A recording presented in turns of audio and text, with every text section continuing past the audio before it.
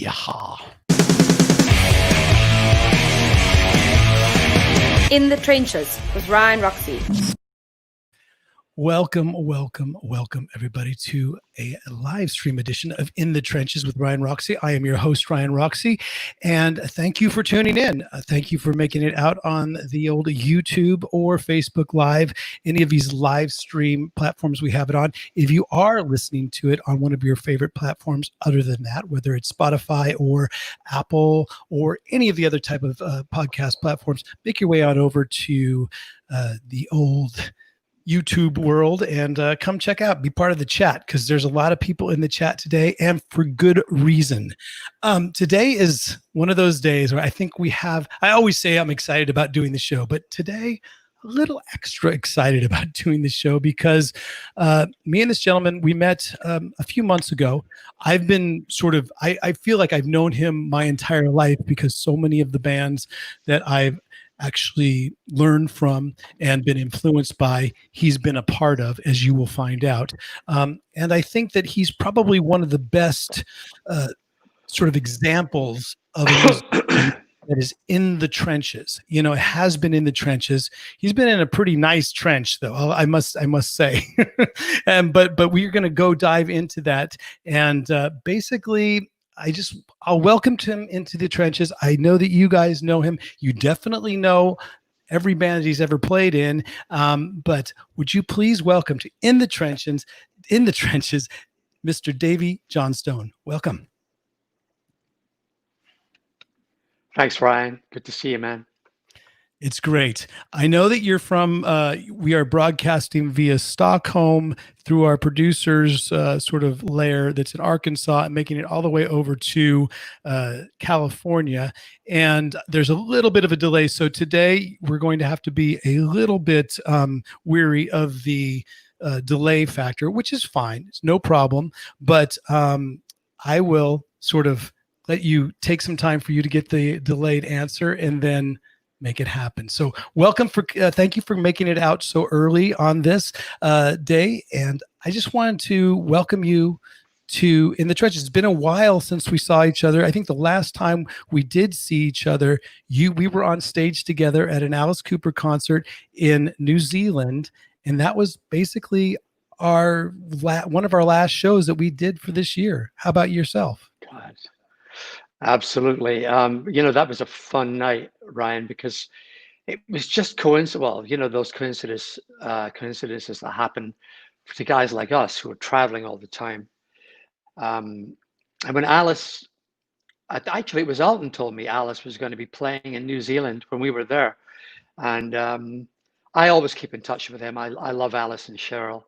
And just reached out to him and he said, "Hey, listen, I'm playing tomorrow night somewhere near Auckland, and why don't you come and get on stage?" And initially I wasn't real comfortable with doing that, just because I was in the middle of a tour, and I thought, well, I'm on a night off, I just want to enjoy Alice and the band and yourself, Ryan. It was just an awesome show, by the way. And Cheryl got back saying, well, you know what, he'd really like it if you got up. So I was like, of course I will, I'd love to. I just needed a bit of prodding. But yeah, it was great fun getting up with you guys and playing schools and just wonderful. I adore Alice, man, and all you guys. What a band! I was so blown away by your man. You guys are happening. It was a wonderful, wonderful show, and it was great for me just to get out and see old friends and meet new friends.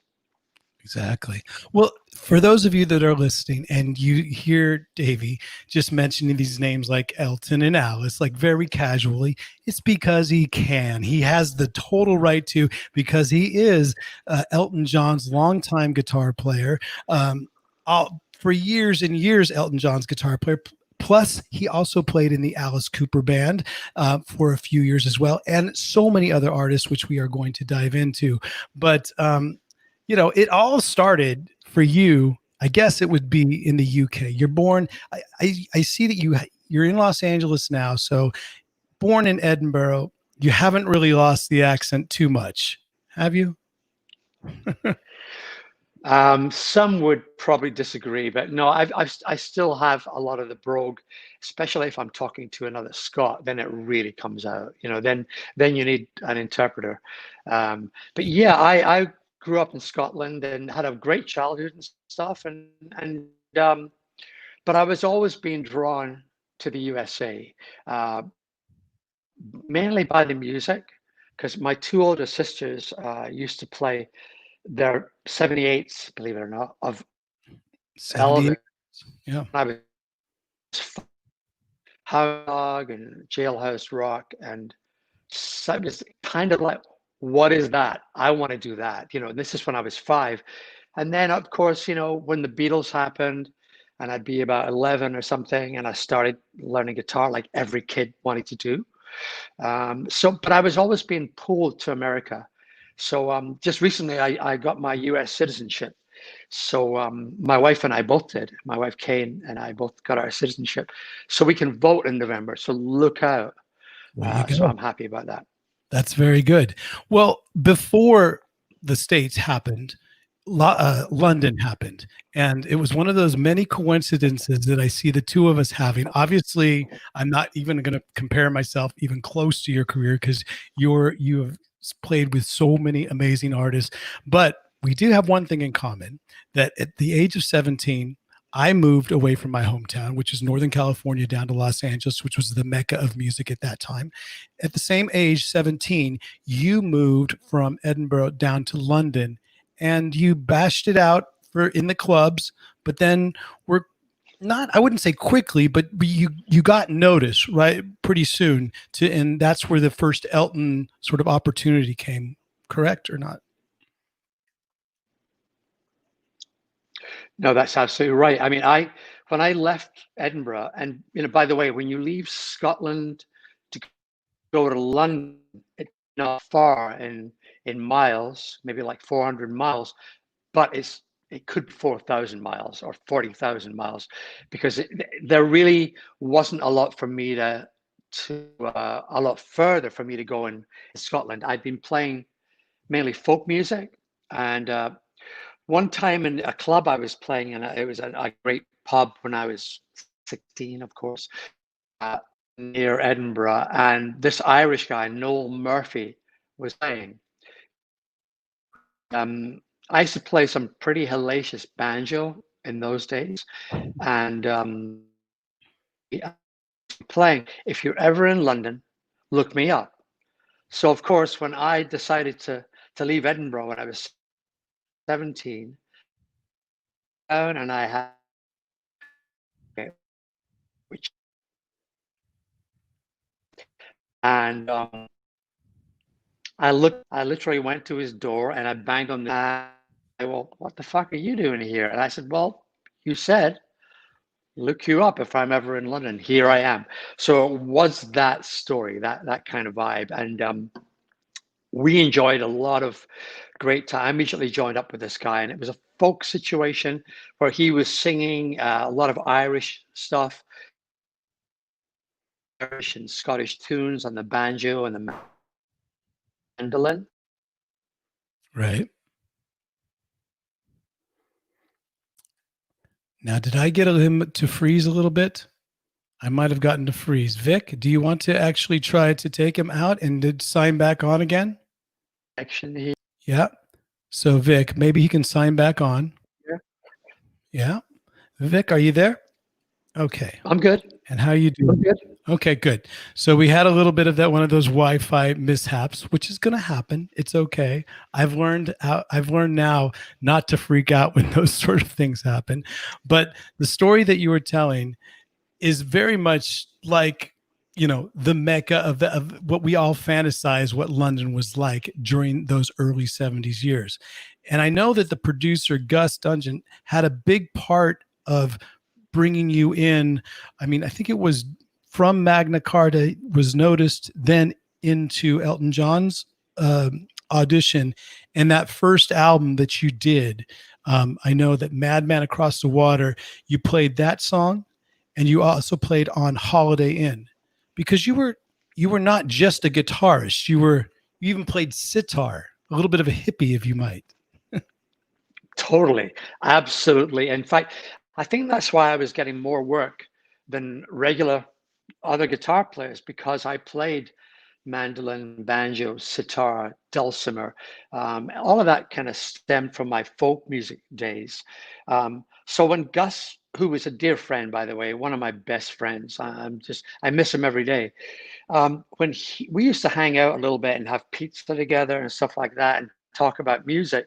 And he used to tell me about this guy called Reg, that he was the singer-songwriter I called he Red. was working with.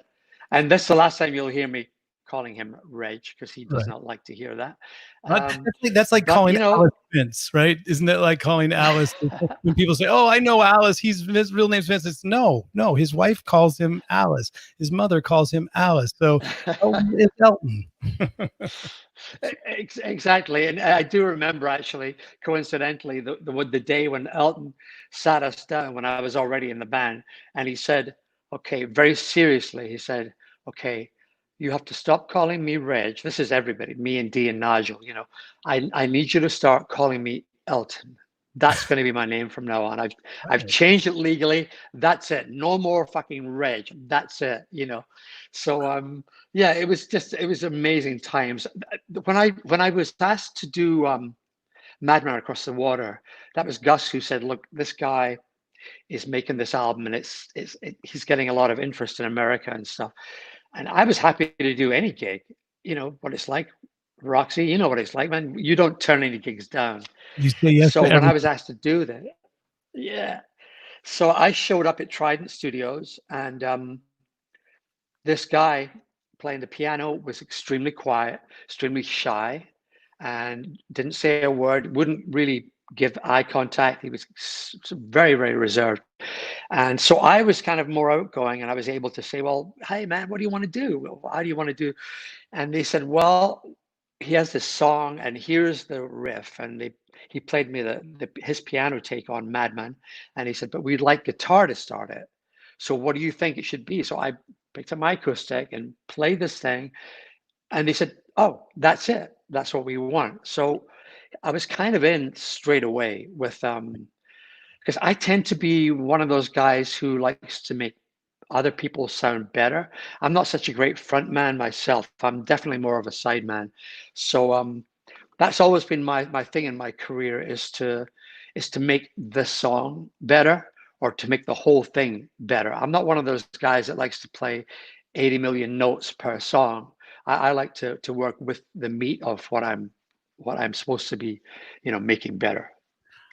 That's why I am going to say you are the quintessential guest for In the Trenches. You are now you are now the In the Trenches icon, old, classic rock icon for this show, because that's what it is all about. I do preach that, and a lot of guests that come on always, they have a lot of accolades, they have a lot of credits to their name, but they always revert back to the song, and what they're playing improves the song. And I know that your style, your parts, and your personality have all allowed you to play in such iconic bands. Like, we're mentioning Elton John, we're mentioning Alice Cooper, which already is enough just to say, hey, check out my resume.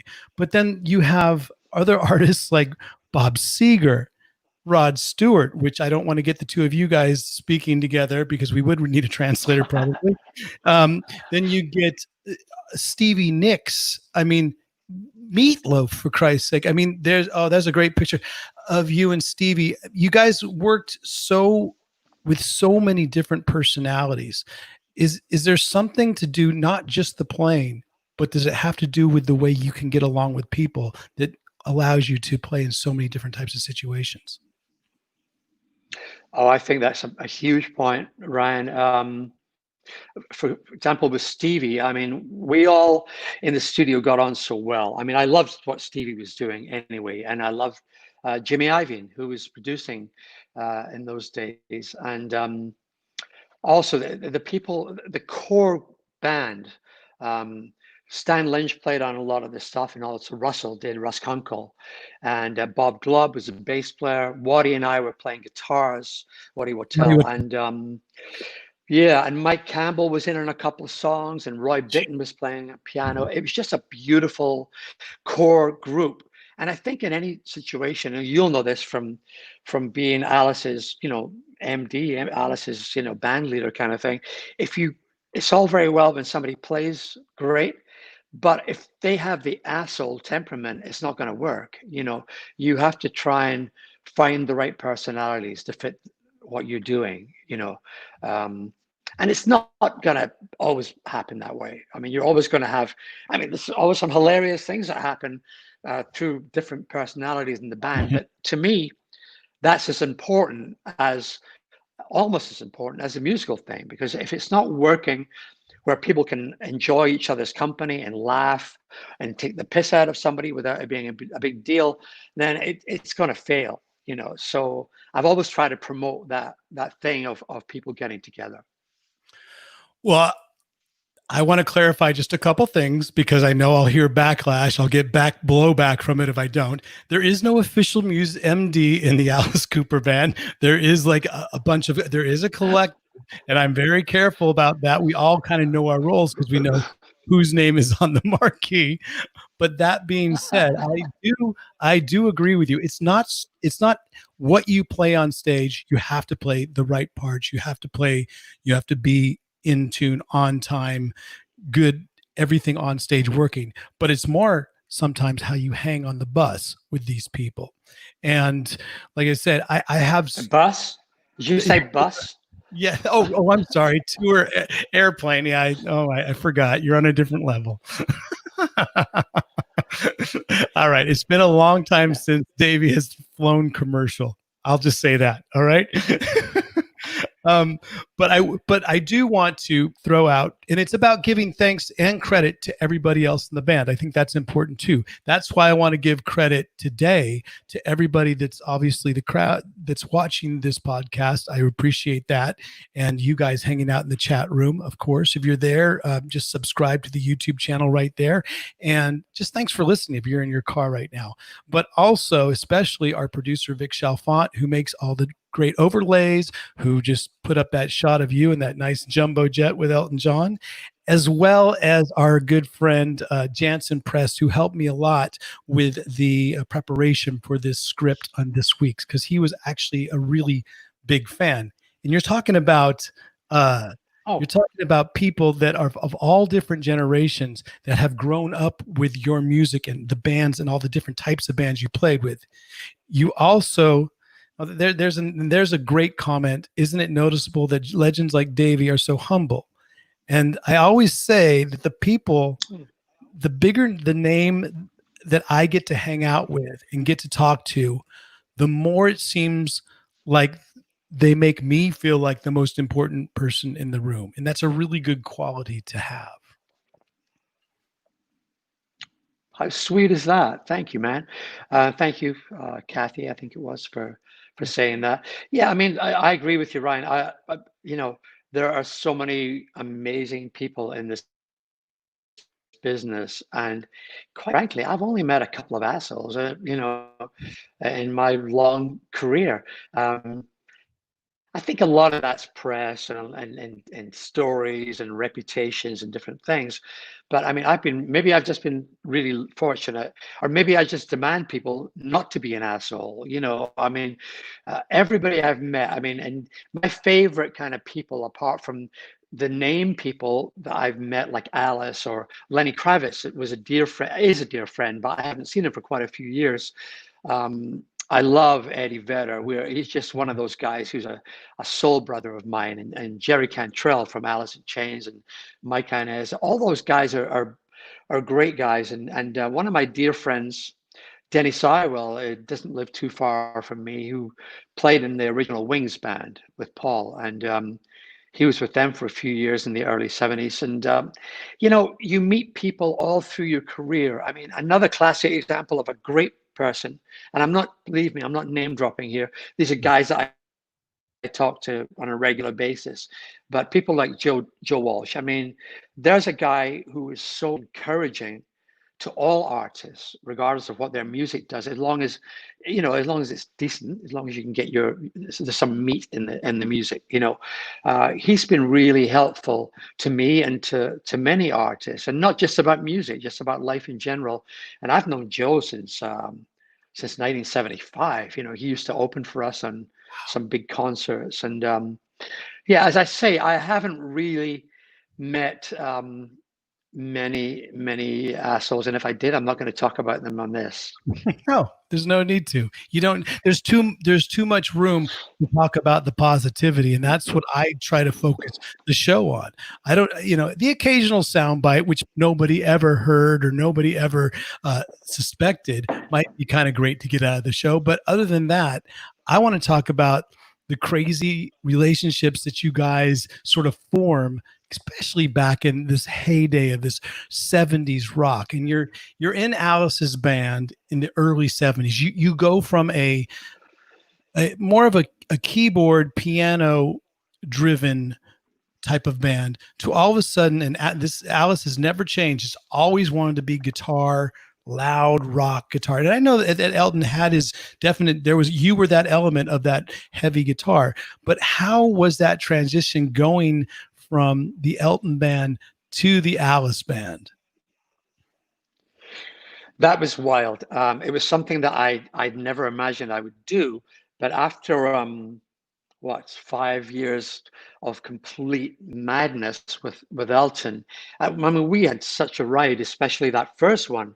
I kind of look at it in two sections, because 1971 through 1977 was all the early classic things that we did, and it was just like a ridiculous ride. And I loved the music, and yeah, you're right, it was one very keyboard, guitar, four-piece band, really. And then when Ray Cooper joined, of course, we added the percussion, but really there was only 4 or 5 guys in this whole thing. That was it. People may have associated with larger amounts of people, but no, it wasn't. It was a very, very close-knit, small group. Gus Dudgeon and Paul Buckmaster, unfortunately both gone now, were just an amazing part of that whole thing. So yeah, after this very kind of eclectic musical ride with Elton, and Elton decided to retire, take some time off. So when I got the call from Shep Gordon, Alice's manager, about, so why don't you're not doing anything right now, why don't you go on tour with Alice? He'd love to have you play guitar. I was like, wow, I didn't expect that call. And I thought, well, why not? Because I've done a lot of other things, but I certainly have not played any, hard rock, heavy metal type stuff. And because let's face it, Alice really is, he is the godfather of all that stuff. I mean, he did start all that stuff. I don't care what anybody says, he's the man. And you can see it by where he's at right now. We're still doing that stuff and still attracting people who love that kind of music. But yeah, it was a thrill for me, because I'd known Alice through the 70s, and I'd always really got on great with them. We had a great time, lots of laughs together. And so when I got that offer, it was like, this is going to be great. And we had a blast. Alice and I had a blast on the road for a couple of years. And then we went on holiday to Maui together. We stayed at Shep's place out there in Wailea, which They'll do it. Unbelievable. They still do it every single year. Yeah. Yeah, and we had ideas for what was going to be his next album to come out in 1980, Flash the Fashion, which was great fun to make, with Roy Thomas Baker producing. But when we were in Maui, there was so many ridiculous things happened, but we had a blast. And you know what? To this day, Alice remains, when you hear, oh, he's the nicest guy in show business. Well, Alice fits that to a T. He really is the nicest guy in the business, and there are a few people who I can hang that tag on, which is good, but Alice really is one of the dearest people I've ever met, and one of the funniest too. Oh yeah. He's as funny as Elton, because Elton's really sharp. He's super smart. Let me give you an idea about Elton's humor, okay? And it's a little inside thing about the band, because as you know, bands develop their own language, their Oh own yeah. humor. And it's something that a lot of outsiders don't necessarily understand what they're talking about. So it's handy sometimes. So we're sitting on the plane one day, and it was early on, it was like 1973. And Elton just looked at me across, a little table, and he said to me, "Wasp, wasp, monarch." Now, my immediate reply was like, "What?" And he said, "Wasp, wasp, monarch." So I thought about it for a second. I said, BB King. And from there went this, spawned this whole new game, which we used where you take, letters and maybe fish and develop them into people's names. So we spent hours laughing and screaming at names, like he'd say to me, Precipice Dick. What? Cliff Richard. I mean, there was all these wonderful names that came from this game, but Wasp, Wasp, Monarch, BB King, was a brilliant way to start that. So it's an example of how band, culture, band language really makes a difference on the road. You can create your own camaraderie and your own, well, I call it in the bubble. When a band is on tour and we're basically in a bubble already. We're already socially isolating. We're already socially distancing in one way, for years. We're kind of used to that, I guess. And you've been used to it in a much bigger sense. But I wanted to talk about, before we get this comment up, I wanted to talk about a specific thing that you had done, a specific sort of band camaraderie joke that you relived when I first met you, because you and Cheryl Cooper went up to each other and you did this sort of, you kind of, either she did it to you or you did it to him. You just made a thing. You said, "Bang, you're dead." And then somebody just dropped. And here's the thing about this. I want you to tell the story, and then I want to tell you what I did later that night, or I think at the next show, which was the last show of the tour. So how did this tradition of Bang You're Dead start with the Alice Cooper band when you were in it? This started on the road, of course, when things get a little bit tiresome and you're traveling and maybe walking through airports. In fact, the first time I experienced it was walking through an airport somewhere in the Midwest.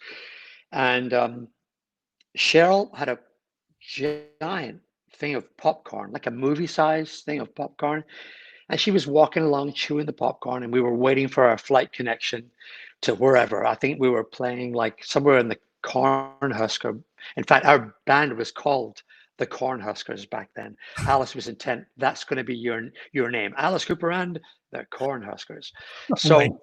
we're walking through the airport, and one of the dancers, I think it was Clifford, turned around to Cheryl, seeing that she had this giant thing of popcorn, and he just went, "Bang, you're dead." Now, when somebody did that to you, you had to make the most of your fall, of your death, as it were. Everything would go up in the air, you'd drop everything, and you'd do this movie style fall on the floor. Well, imagine in an airport, Cheryl Cooper, when this guy mock shoots her with "Bang, you're dead," the popcorn goes up in the air, her bags go that way. She does this amazing, fall and people are looking around going, "My God, is that girl okay?" And we're just laughing, and that's kind of the way it developed. And it would get kind of messy, like if you're in a bar, before or after the show, and somebody went, "Bang, you're dead." It would be pretty awful, the messes we made. But we always found a way of, "Oh my God, my friend slipped," or "He's epileptic," or some shit, and but it's one of those on the road games. Oh, the early 70s, the things you could never do in 2020, because then all of a sudden there'd be some sort of protest about it, right? Bang You're Dead would be basically a meme. You turned it into a meme. Oh yeah, yeah. Unbelievable. It's not going to happen now. It's not going to happen. Yeah. Wow. Well, I wanted to move on a little bit because I like I said, there's getting back to the Elton and Alice, and I wanted to sort of maybe an urban legend, an urban legend that I wanted to sort of clarify because it might have been, Okay. maybe it's true or not. But you said about this Elton having a great sense of humor and Alice Cooper having a great sense of humor. Was there ever any sort of correlation between Alice Cooper and Goodbye Yellow Brick Road? Because I know that it's a song about, it was the first time that Elton had sang about a homosexual sort of relationship. It was a woman that had passed away, and I know the story, but there was a rumor going around that it kind of might have had something to do with Alice Cooper at that time and his fashion and what he wore. And is there any sort of truth to any of this nonsense I'm sort of looking up in the internet? No. Okay, great. I'm glad that I spent 3 minutes trying to explain something that has no. No, I just know that obviously, Alice and Bernie have always been good friends. In fact, Bernie wrote all the lyrics for one of Alice's great albums, From the Inside. Right. But no, we were so entrenched in, pardon the pun, we were so entrenched in doing our own stuff back then. I just remember there was one album after another. And in the case of Yellow Brick Road, we tried to make that album in Jamaica first. We went to, I guess, because Mick and the Stones had said, "Oh, we've just recorded down in Jamaica, and it's the greatest studio." And so we thought, well, we've done 3 albums at the Chateau, or 2 albums at the Chateau. Let's try somewhere else. So we all flew down to Jamaica, and we spent the first 4 or 5 days getting completely out of it on the local ganja and having a great time and stuff. And then we tried to go in and record, and we knew it was going to be a challenge when we heard the engineer shouting to, I guess, a studio, helper, "Carlton, get the microphone." And we all thought, "Get the microphone? Oh shit." Really We good knew one, we were in trouble. I mean, because we used like 6 or 8 mics on the drums alone, and a couple for ambient noise as well. So we knew we were in trouble. So we basically spent a couple of weeks down there just partying, having fun, and we really laughed such a lot. There was one point, I don't know if this will make any sense to you guys, but in those days we didn't have roadies or techs that carried our equipment for us, pristinely. Um, we literally put our instruments on the carousel in London and got them out again at the other end in Jamaica. I mean, this was the end of 72, beginning of 73, and so it was pretty basic. And so I had all my instruments just put on and stuck in the hold of the plane, basically. So when we got to the studio in Jamaica, and I was undoing things and taking guitars out and restringing them and stuff. Yes, folks, I do my own stringing sometimes. And Elton was at the piano and he was trying to work out a couple of lyrics, and he was playing something, and I think it was Sweet Painted Lady, and he was writing it. And my thought was, oh, a banjo would be good on that. So I started unlocking my banjo case and I opened it up, and I was kind of concentrating on what he was doing. So I wasn't really looking at the banjo. And he was singing and trying to work out the next chord. And Nigel and Dee were kind of around the piano and looking. And so I went down and picked up my banjo by the neck, which is what you do to lift up an instrument, and picked it up, and only the neck came away with the strings all, that was ouch, it, ouch. in transit. So the picture of me holding this neck of the banjo with all these crinkly strings, that was it. Elton fell off the piano. The guys, Dee and Nigel, fell on the floor, and we laughed for about 20 minutes, literally. I mean, nonstop. Nothing to do with what we were smoking, of course, but we laughed for Right on. like a long time. And then finally, Elton was like getting his breath back, and he said to me, "Wow, that's funny. What kind of organ was it?" Now, he meant to say banjo, obviously, but he said organ, and that was it. We were gone for another 30 minutes, and we laughed again. And so, for one reason or another, we just couldn't get the album done in Jamaica. So Yellow Brick Road might have been made there, but no, we went back to the chateau, and we actually cut that whole double album in 16 days, with everything, all the overdubs and everything done. It was crazy. The spirit of it was sort of based in Jamaica, but then you completely dove and mastered it over there at where in your comfortable surroundings. Now, Vic, do you have that shot of that banjo that we can just put up real quick? No, he's shaking his head. You know what? I always call our producer to get these things like, can you just do this on the fly? And then I expect him to do it, but no, he didn't do it. It's okay.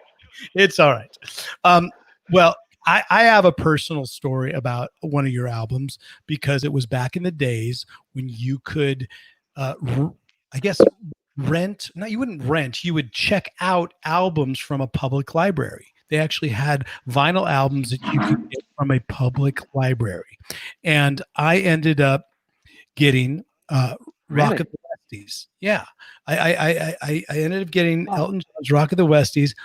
Ended up being one of my favorite albums of all time. Never returned it. So to this day, I think my public library late fee is in the millions. It has to be. but I just remember that entire. For me, back in those days, it was all about the experience of sitting down with the vinyl, reading the liner notes, and then checking out the album cover artwork. And you guys were I remember the back cover, you're in some sort of backwoods shack that's a band photo. And I just remember the songs because I gotta yell hell, and just it's just the way the album starts out, and it's just such a great album for me. But during those times, was that sort of the end? Was that a transition of one era into another for you? Absolutely. That what indeed was. It was round about Christmas of 1974, and Elton and I had gone to see a couple of bands. There was a Warner Brother package on, and we'd gone to see a couple of our favorite bands, Little Feat, the Doobies. It was a Warner Brothers package. Who else was on it? Oh, Graham Central Station. I mean, it was just a crazy show. It was so great. And we got back from the show, and he was hanging at my place, and we were just sitting around having a very late cup of coffee and whatever else. And he said, I want to change the band. And I remember being totally shocked because, well, Dee and Nigel and I and Elton were like a family. We were so close, and we'd had so much success, and we just made Captain Fantastic and the Brown Dirt Cowboy, and it was probably this pinnacle of what we had done. And he wanted to change the band, so he said, I want to change the band, but I'd like you to stay, and I'd like you to help me put together the new band. And I was like, wow. Once I got over my shock, it was like, okay, well, I can understand, any artist that you have to do what you think is right for yourself, for your music and for your growth, where you might want to go. I said, I think you're going to hurt a lot of people, not just Dee and Nigel at the time, but you're going to hurt a lot of people who are fans, who adore the whole band, and who are into the whole thing that you do. So yeah, he took some flack for it, but hey, you have to grow, you have to change. That's just a fact of life, I think. So, we decided to bring Caleb back, who was a dear friend of all of us, and he'd worked with Elton in the really super early days. We decided to bring Roger Pope, who was a drummer in Hookfoot. That was Caleb and Roger's band in those days. Kenny Passarelli, we loved the idea of Kenny because he played with Joe Walsh, and we loved the Barnstorm record by Joe. That was our favorite album of the time. We were introduced to James Newton Howard by Elton's agent, Howard Rose. James has stayed one of my dearest friends on the planet to this day. In fact, I'm spending the 4th of July with him this weekend. So we suddenly had this band, and Ray Cooper stayed with to make up the big band, and we hired a couple of background singers. So suddenly we had this totally new band, and it was like, well, how are we going to do this? And straight away, I had the job of putting it together, which I did, and that was fine, and I loved it. But when we came to making the first album by that new band, we went back to Caribou Ranch, where we'd done Captain Fantastic. And so when you saw that backdrop of that photo you were talking about, that's right there, basically right outside the studio. And it was just such an awesome location. We loved it. We made another few albums there. And it was a whole new thing, having to work with new guys. And when you work with on stage with a certain group of people, it's very different from working live, from working in the studio with them. So that became another challenge. But you know what? We just threw ourselves into it. We had a lot of fun. We've always worked quickly. We don't spend a lot of time on our albums. We like to go in there and get things done in the first, second, or third take, whatever, really fast, get it fresh. And the thing about Yell Help, I think that was the first song that Elton and I wrote together. But you know, I just started this guitar riff, and he was like, "Oh, I love that," and he immediately grabbed the lyric and pulled something out, said, "This will work," and we immediately went into this jam thing. So the new band at that time was a lot more collaborative, shall we say, and it had to be that way because it was a bigger band. You know, suddenly we had to try and bring everybody into the whole picture, and we had so much fun with that band for the next couple of years. I mean, it wasn't as long a run as the original band, but it was full of a lot of incredible live shows, especially. And then we made another album called Blue Moose. It was a double album, and we toured with that album through '76. And then end of that year, Elton basically said, "You know, I got to have a break. I'm done. I'm burnt out." And that's when we disbanded for a couple of years. And quite honestly, we all needed a bit of a break. And about 6 months afterwards, when Alice wanted me in his band. So. Well, do you think that experience, that whole Rock of the Westies experience, did that open you up to being the musical director, which you are to this day, of the Elton John band, or had you already experienced that before of putting it in? Because if you guys are just tuning in right now, we are with Davey Johnstone of the Elton John band, and so much more as will get into. Welcome to the In the Trenches podcast. If you are just tuning in, please subscribe to that YouTube channel right now, but you have so much to go back and catch up on what we've been going through. But getting back to that, being the musical director currently of Elton John, did that experience, when did that start? When did you actually feel that, okay, now I'm a hired gun with Elton John, to like, now I'm a band member, now I'm the MD? I don't know exactly when it started, because it was always kind of one of those unwritten things. You know, if you have the kind of personality, and, well, in my case, the knowledge of what has come, and people trust your take on them, they'll just gravitate to your whatever you think this could be a cool thing. Oh, that's Dodger Stadium on that picture. That was a couple of days, unbelievable couple of days. Great shot. Yeah, I think it officially started sometime in the early '90s, I think, because by then Elton had changed personnel so many times, and we had different wonderful musicians in the band. And normally I would be the guy to bring the new players in, especially in the case of, I think it really started maybe, let's say, about 87, 86 maybe, when Elton called me and said, "I want to change the whole thing. I want to have a new keyboard player.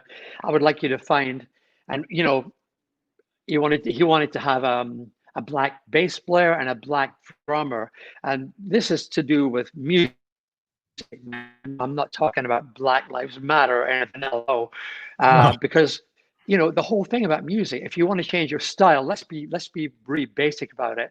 If you want to get some really funky stuff going, you get a black bass player and a black drummer, because those guys bring the funky shit, and this is what we wanted to do. So he also wanted to have 4 black background singers. So immediately we were going to go in a different direction. And he wanted to do an album that was extremely much more soulful, and it was based on people like Sam Cooke, soul people that he really dug from the 70s, 60s and 70s. And so that's the kind of thing that it kind of started there. So I would be on the phone talking to people like Jonathan Moffat, Sugarfoot, who played with Michael Jackson, and different people like that, and getting these different girls together to sing. And I found during that time a keyboard player by the name of Guy Babylon, who I found through working with Jay Smith, who worked with Rick Springfield and different people. So it was all this kind of mishmash of, the way it happens, where you meet somebody and they know somebody else. And Guy turned out to be the most phenomenal player. And as I started finding these different people, it just became, well, Elton would call me and say, well, you can do it because I can't do it. So will you? And that's what happened. So officially, I think it started appearing in tour programs and stuff, probably in the 90s sometime, but it was something that I didn't put too much stock in. I mean, Elton calls me on stage, he calls me his band leader, which is true, and that's all great. It's a lot more than that, because I think when you have the kind of knowledge that I have amassed over the year, and fortunately I have a pretty good memory and I have a pretty good method of passing it on. For example, I have Elton hates to rehearse. Now, I don't think anybody loves to rehearse, but I don't mind it, because I'd rather things were really good on stage and we started off somewhere good. So I have a piano player, singer called Adam Chester, who lives in the LA area, who's a great, wonderful performer in his own right. And he loves our stuff. He loves Elton John music from the beginning. So I use him in my rehearsal situations to be my surrogate Elton. And he knows all the songs, and what he doesn't know, I tell him, learn this one, and he's happy to learn it. So he comes to rehearsal brimming with enthusiasm, which, by the way, Elton wouldn't do. He hates to rehearse, so he wouldn't be happy about it at all. I know another. So we can relax and that doesn't like to rehearse. Yeah, there you go. But so it's become a thing that's actually pleasurable to do, and at the end of a rehearsal period, we know that we have a really good foundation for whatever the next tour is going to bring. And I couldn't really do that without Adam, and also without the amazing musicians I have in the guys that we've had over the years have all been phenomenal. I mean, people like Charlie Morgan, amazing drummer in the time that Nigel wasn't around. Charlie played with us. Jonathan Moffat played with us. Jack Bruno from Nashville played with us also. We had Romeo Williams playing bass for a while. On albums, we'd used Pino Palladino, but, and he almost came on the road with us. And then I found Bob Birch. Oh my God, another guy we lost, which is heartbreaking. You know what? We've lost too many people. That's been the one huge downer for me now, that I can't see Gus, D, Paul Buckmaster, Guy, Bob. We've lost way too many people, and that's been heartbreaking. And it's been especially difficult for me because I've had to kind of pick up the pieces and find a new guy every so time we can move on. Right. Yeah. Well, I mean, though, just the fact that I love about you is that you give credit, and the fact that you can remember everyone's name. I'd appoint you musical director just on the fact that you can remember all of these names, which is amazing. I can remember obscure lyrics to Cheap Trick songs from back in the early, from back in the late 70s, but I'm bad with names, and I apologize for that profusely. But at the same time, the fact that you do, I have so much respect, and it just goes with a lot of things, but just not being the musical director, you earned it. You earned it through those years, and you've earned it now because you are credited with, what I put a post up right before we started the interview, and I said, look, I have to shave for this podcast because I feel that I have to actually quite at least look good if I'm going to be talking about all these amazing albums. And you basically have played on a lot of the soundtrack of my life. You know, I see things like Meatloaf, Bad Out of Hell is one of your album credits. Hans Zimmer, The Lion King, you have an album credit for. I mean, the friggin' Lion King. I mean, I guess it goes back to some of these iconic solos that you've played over the years. And maybe arguably one of the biggest solos is Funeral for a Friend. And that guitar solo, or, you know, is there an influence? Is there a reference point for that solo? Or how did this all come about? Some of these solos that you write and construct.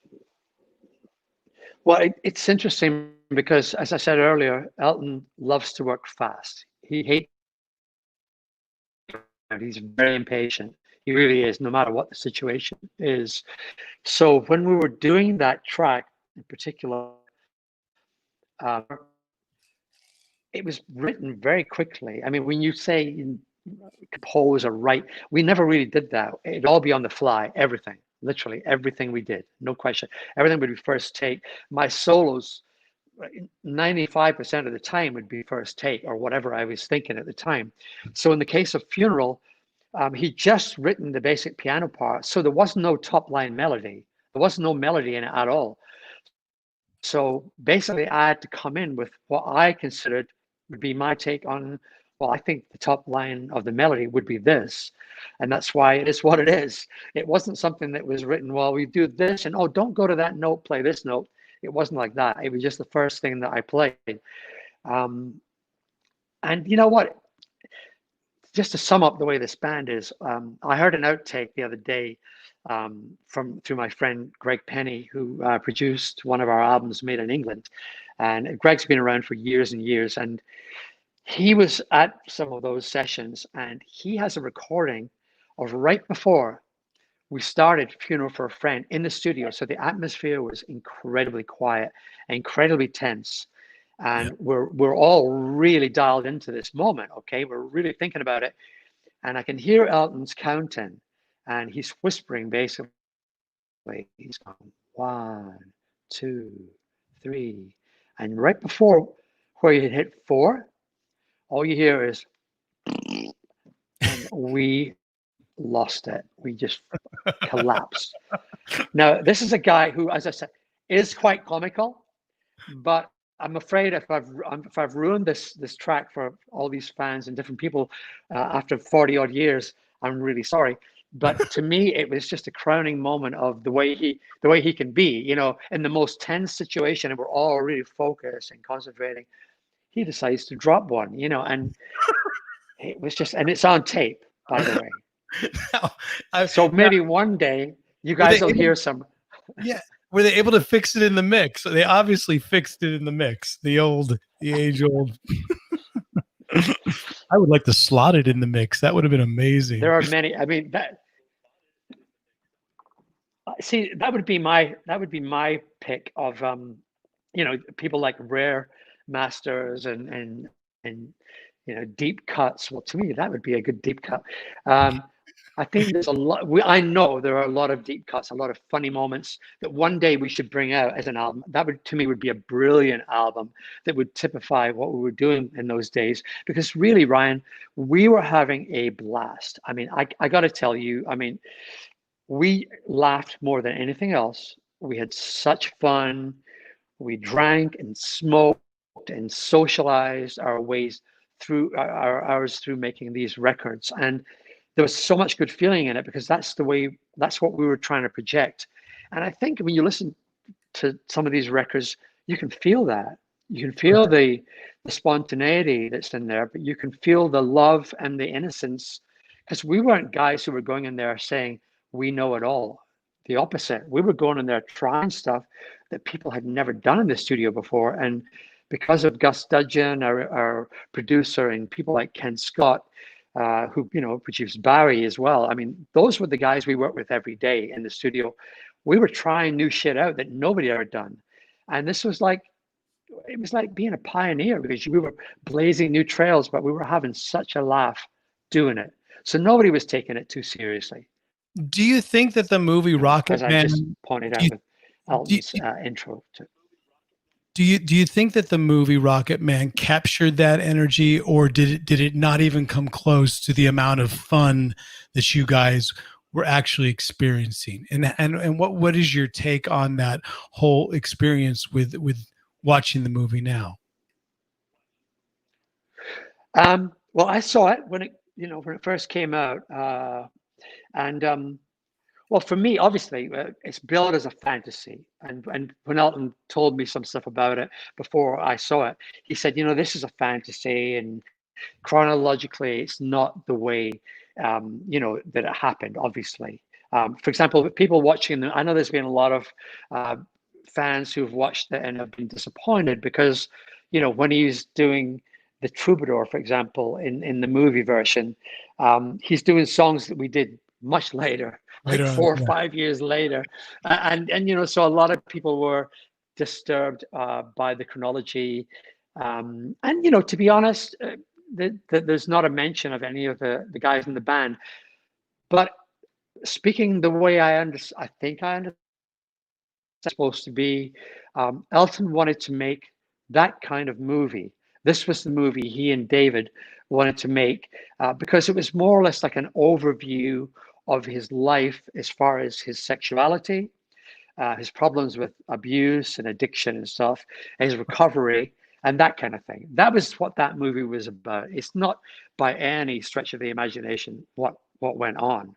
right. In fact, nothing. But for example, on that subject, I'm actually doing I'm in the midst of doing a documentary with Dee Murray's widow, Annette. And we've compiled things over the years, old footage, old photographs, interviews with people. And, when this, if we ever get to finish our farewell tour, I'm going to finish this documentary. So in a few years' time, it'll be more of what actually happened. It'll be Right. a take for fans and for people as to what occurred, for people who may want to know the real story. Yeah. Well, for us and the listeners that I've been able to, that have been watching this whole time, and I've just been able to sit here like a fly in the wall and ask you these questions. This is way better than the movie for me. Just to hear it from your mouth, hear how much good energy was back in those days. How the music actually, it was a hang. It wasn't just business. It was a real lifestyle. And I know that part of you, because you come from that era, and I do too, in a way. I'm a couple years, well, you already were making your first album when I was 5 years old, or your second album, but we're basically hippies to a certain point. And I think the fact that you still have that attitude, you still have the music in the attitude, is part of the entire business as well, is what keeps you successful and keeps you going on to this day. Yeah. I mean, I'm fortunate. I'm so fortunate and so grateful that I've had a career like this. I mean, isn't it ironic that we're in the middle of this pandemic, uh, and this is the thing that has stopped us dead in our tracks. I mean, nothing else really would have stopped us. I mean, I know that Elton is kind of floating around, going, "What happened?" This pandemic has become the great leveler. We're all on the same boat right now. We're all in the same boat, and in some ways, for guys like me and Elton and other performers and yourself, we ain't going back to work for a long time because large events are not going to happen until it's entirely safe for the public and for us to go out there and do what it is we normally do. So it's quite remarkable how this has changed, but changed all of us. Personally, I'm happy for the little break right now. I can be with my family. I can really spend time focusing with them. I'm a big family guy. I've been fortunate enough to have many kids, and right now in my house, I've got 3 of my kids by my wife Kay, and that couldn't be, that life doesn't get any better than that. But going back to what you were saying, yeah, I've had a lifestyle where I've been able to totally dial into it. I get up, I think about what my job is, what my life is, and I react accordingly. I mean, I'm fortunate also to have or I've been given quite a strong spiritual foundation.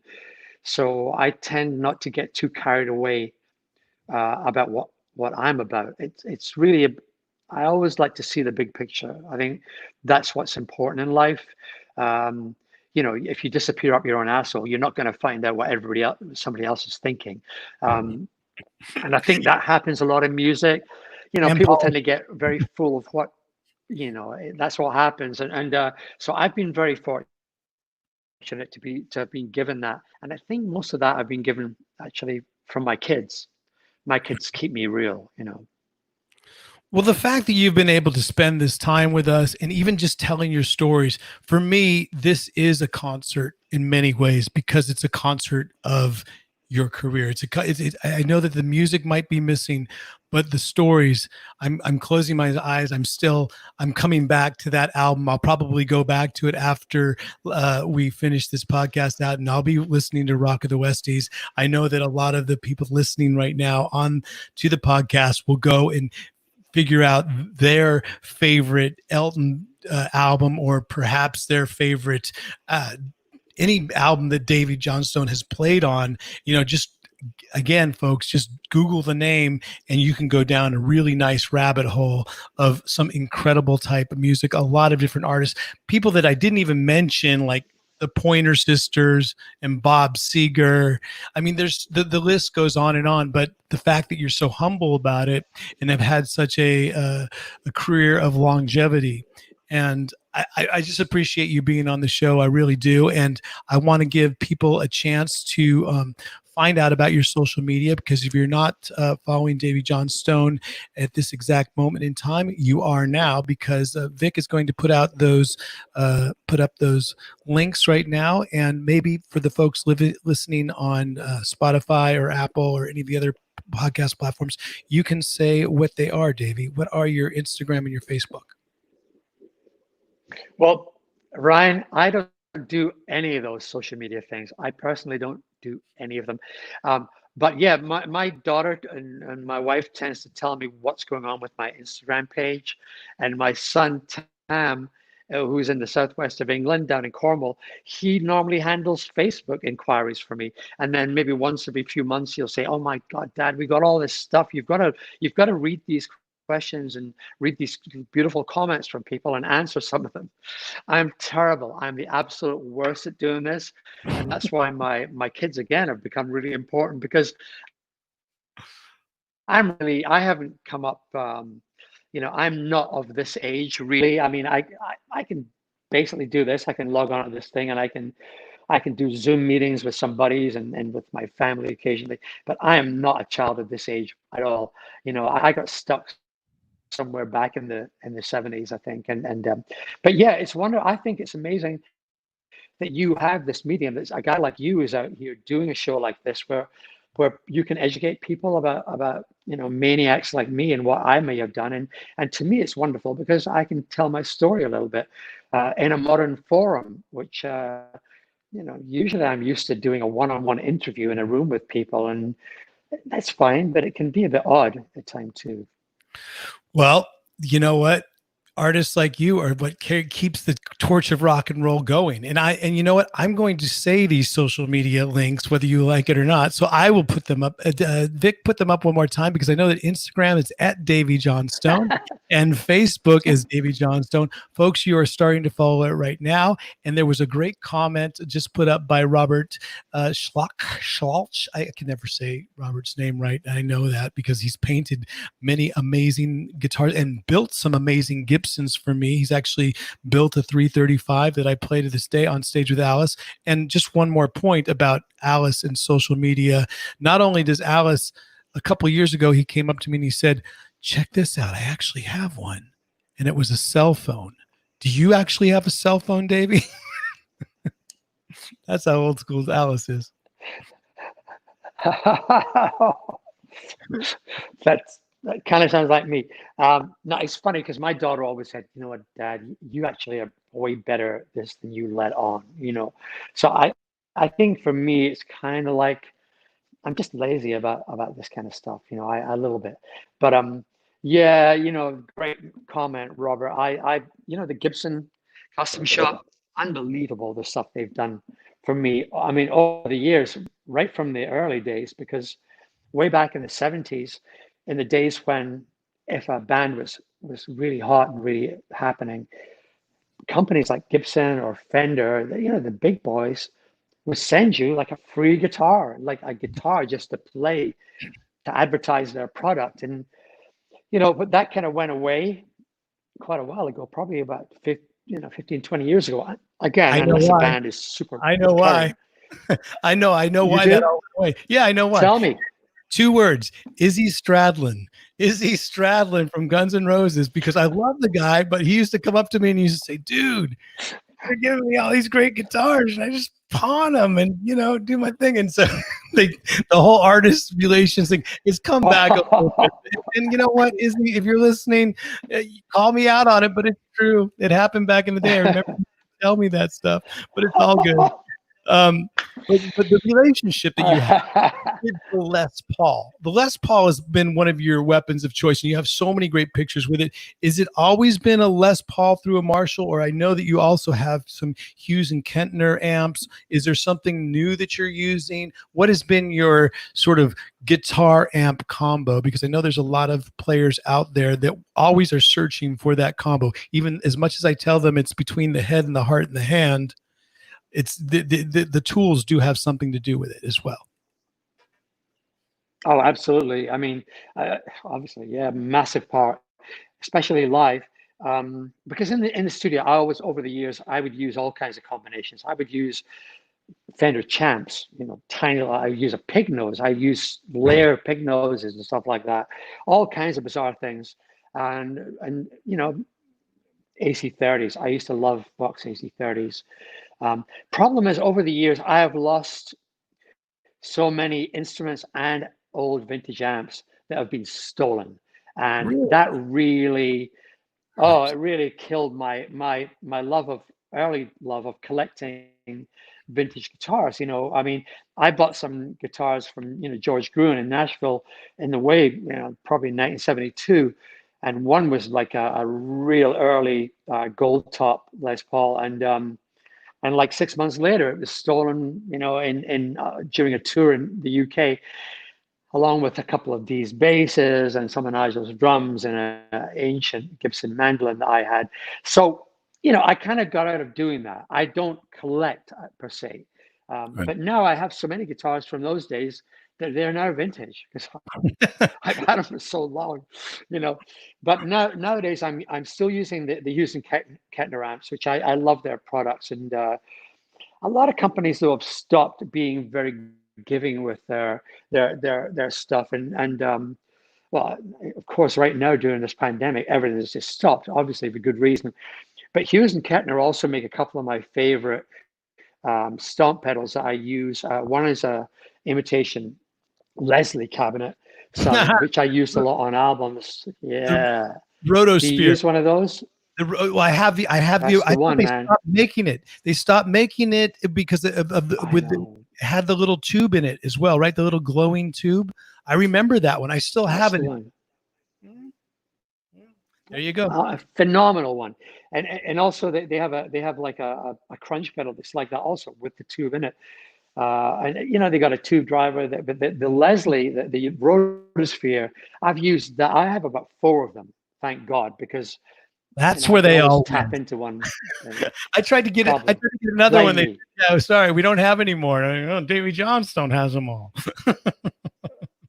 But it's yeah, but it's funny because well, on that I'll tell you a funny story there to do with drummers, but that Nigel Olson always used Ringo's drumsticks, and he began buying them up in bulk. years and years ago. And finally, Ringo could never find his own sticks. And it was like, because Nigel had them all, as simple as that. I love Richard as well. Ringo, to me, I mean, there's the drummer, there's the arranger of all time. I mean, not only do I adore him as a person, but I mean, what a drummer. And the stuff he did with the Beatles. I mean, I'm a Beatles nut. I always have been. And I keep finding out more stuff, actually, the way they really did things, more than I actually even thought. I thought I was some kind of a Beatles, I knew how they did this. I knew nothing, and what I'm getting out of hearing Giles Martin's stories and remixes and the different versions he's done of Beatles stuff, just exactly how amazing those guys were. And I've always thought they were unbelievably incredible, and the buck stops with them. To me, they're the template of rock and roll. That's it. But for example, because I have such a close rapport with my guitar tech, Rick Salazar, who I always maintain is like 50% of what I do on stage. He really is, because I couldn't do what I do on stage without him. And in the studio, we work very closely together. But he designed a couple of amps with his partner, Steve Deacon. They designed a couple of amps, rock and roll Doctor amps, back 5 or 6 years ago. And I have a few of their amps. There's a Sail Air and a Rock Air and stuff. But my favorite is a little 18-watt. It's brilliant. It's a little pink amp with gold grill. I mean, it's just so camp, you wouldn't believe it. But this thing it's a beast, Huh. So Rick knows what I like, and it was Rick who tied together my thing with the Gibson Custom Shop with Bernie Taupin, because Bernie's painted a few. Bernie came at me with an idea. What if we use some of my artwork, and then you put them on your guitars? So between Bernie's amazing artwork, we've had a couple of guitars which Was one of the guitars the painted. Captain Fantastic? Was it one of them the Captain Fantastic Les Paul? Or not? Actually, no, that was done. Rick had that done privately by an artist I believe her name was Pam. I can't think of her last name right now. Okay. It will come to me at some point. But she did that years and years ago. Rick had it done especially for a Captain Fantastic anniversary show we're doing. I think it was probably the 30 or 35 or something. And Rick had it done. And that actually is Rick's guitar, because he bought it himself from Gibson. And then he had Pam had it painted, and she did one of those wrap jobs on it. But the two guitars that I'm talking about recently are guitars that Gibson actually painted. So I've used them live, and one of them is We Wave the Flag, which is and it's got the Stars and Stripes at the back. And obviously Bernie wrote Philadelphia Freedom, so one of the lines is We Wave the Flag, and it's got this amazing paint job. And the other one is Goodbye, which is obviously from Goodbye Yellow Brick Road. And Gibson did a remarkable job on that guitar. That's since been bought by a collector. Actually, I know the guy. Charlie bought that guitar, and he has it, and he's so sweet. He always says to me, if you ever want to use that guitar again, you can have it. And that's very cool. But I've got enough guitars right now. Wow. I mean, we're just hanging out with a longtime Elton John guitar player, and of course, Alice Cooper alumni, plus many other bands, guitarist Davey Johnstone. He's been our guest on In the Trenches. I'm just so impressed at how much thanks you give to everyone involved in your circle. I should do the same, and I try to remember to do the same. I want to thank Federock, who has been monumental in putting the word out about this podcast the last few days. Obviously, Vic Chalfant, everybody that's on the RGA team, that's in the chat right now with Robby and Davey and Scotty, and of course everyone that's in the chat right now. Thank you guys for hanging around. We've been talking. Yeah, I mean, we're going over time, but I love it because talking guitars and icons, and there's so many great comments that are coming in. I just want to perhaps again leave on a good note, because I know that you guys were in the midst of your Elton John farewell tour when everything sort of shut down. Is there plans right now for 2021 to sort of close it out? And is that going to be, is that in talks, or are we still in this limbo sort of holding pattern right now? And I got Davey to freeze a little bit for me. That's okay. Maybe Vic, you can take him out and take him back in again, if that's all right. Man, I had this great big ending sort of spiel, and then Davey froze on me, but it was good. He was stoic. He looked very, very proud. And if that's the last that we have of Davey, because he's still frozen there, but hopefully he can come back on. Folks, again, I really appreciate you hanging out this entire time of this episode of In the Trenches. We've had Davey Johnstone, longtime Elton John guitar player, and as well as so many other bands. Like I said, go down that rabbit hole. Follow him on his socials, which is at Davey Johnson on Instagram and Davey Johnson on Facebook as well. It's been more than a pleasure. Hopefully we can get Davey back on to say one more quick goodbye to all of you. But again, thanks, Paris. Thank you for all your comments. Very and truly inspiring is the way I would say this whole episode went today. I'm going to go listen to some great albums. I'm just going to go down that Davey Johnstone rabbit hole, because if you want to hear great parts, what I always say, parts that complement the song, make the song better, that's Davey Johnstone's work. And it was a bit of a pity that we couldn't say our final goodbye to him. But you know what? We've been blessed to be on with for more than an hour and 15. And you know what? When we get the old schooler classic rockers, sometimes the Wi-Fi does not always cooperate with us. All right. Hashtag never forget Michael DeBar interview. But I can't tell you guys how much I appreciate the support you've given In the Trenches podcast. Tell some people about it. Again, if you're just tuning in, or if you're new to the show, just hit that subscribe button on the YouTube channel, or if you're watching Facebook Live, and if you're just watching on Apple or Stitcher or Spotify, why don't you make your way on over to Live in the Trenches on the official Ryan Roxie YouTube channel. There's a bunch of other episodes. I see Davey is sort of on again. I see a black screen, but is it going to come on again? We will try it one last time. If not, I will say goodbye.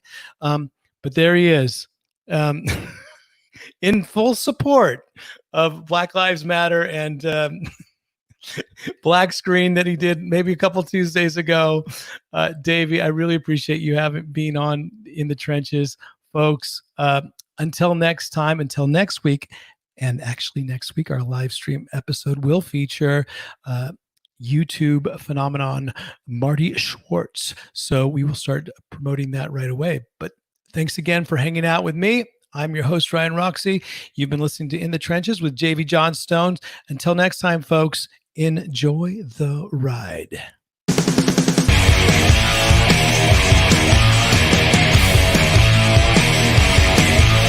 In the Trenches with Ryan Roxie.